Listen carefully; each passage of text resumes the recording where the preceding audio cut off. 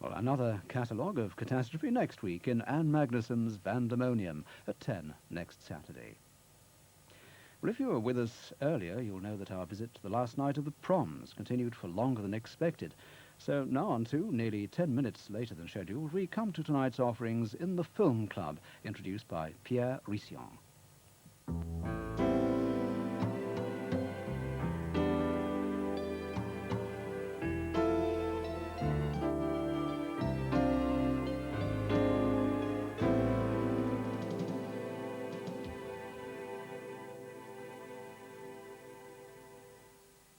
Tonight you will see two of the most rarely seen pictures of Fritz Lang. Strangely enough, one was one of his biggest successes in America, Scarlet Street, and the other one was probably his worst flop, House by the River. Both pictures belong to probably the peak of his creativity.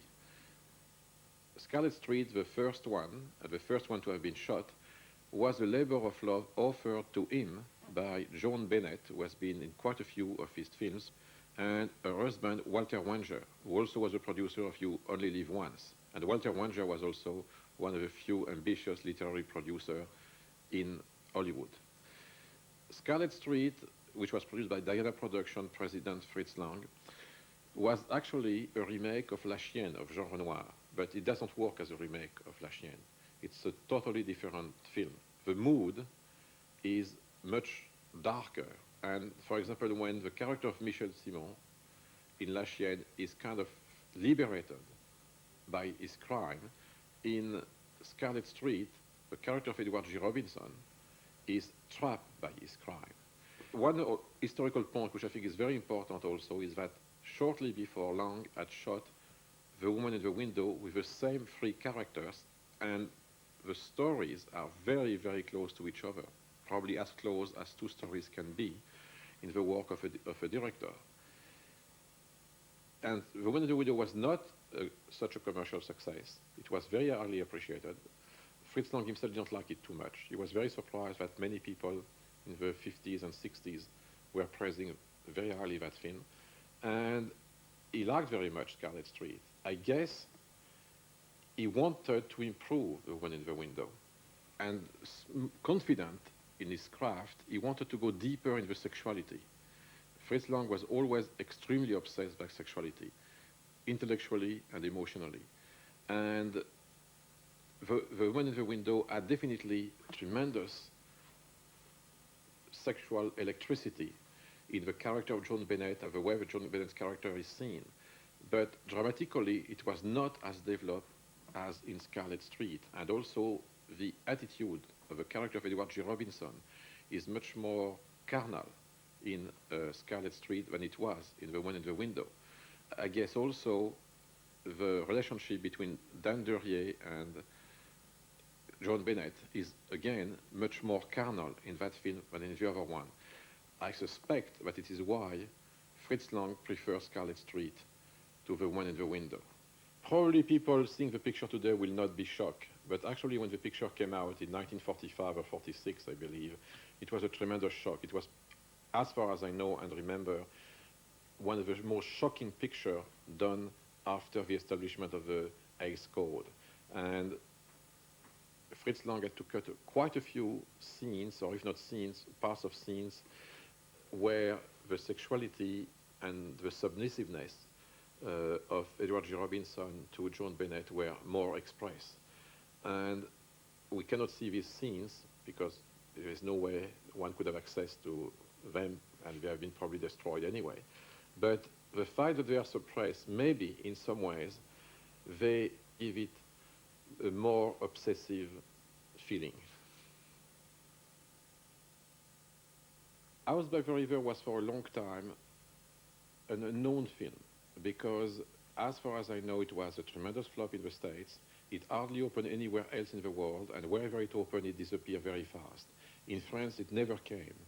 So in 1959, I was able to see the film, and I was fascinated because just a few months before, I had met Fritz Lang, and I asked him about it. And it was exactly 10 years after the shooting, and he was speaking about it like if he was thinking about it, like if he would shoot it in 1 hour or the day after. There was an urgency in what he was speaking, and he was also extremely clear and about I think probably he spoke for maybe 20 minutes about the 10, 12 first minutes. And as everyone knows, there are a lot of murders in Fritz Lang's film, and Fritz Lang has always been studying murderous characters. But in a certain way, you could feel the pulsion of murder in his voice, in the emotion behind his voice.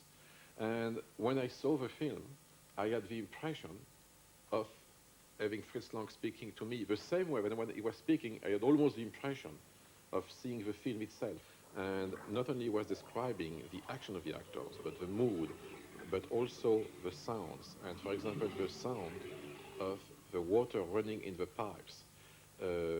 He was very obsessed by that. I think what is particularly revealing in House by the River is the psychology of a murderer, which is developed after the murder. But after the murder, it's like Fritz Lang was psychoanalysis why this man had become a murderer. And later in his life, Lang prepared a film which he never did called And Tomorrow Murder, about someone who knew that he would become a murderer and was afraid of that.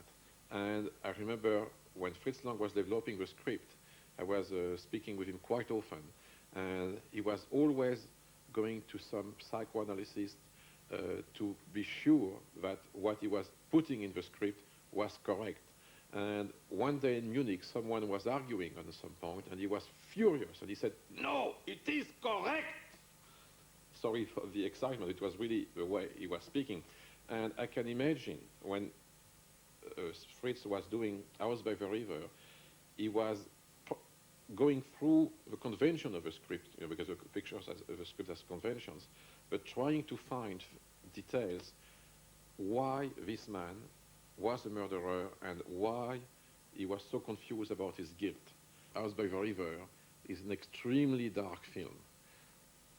As far as I remember, no film in that time were as dark as this one. It may be actually the reason why the picture was such a flop, and still today, it's a very, very unknown film. There are a lot of other reasons on that, but one reason may be the initial flop of the film. But as far as I believe, the darkness of it is part of its concept. It's like things and emotions coming out of the darkness.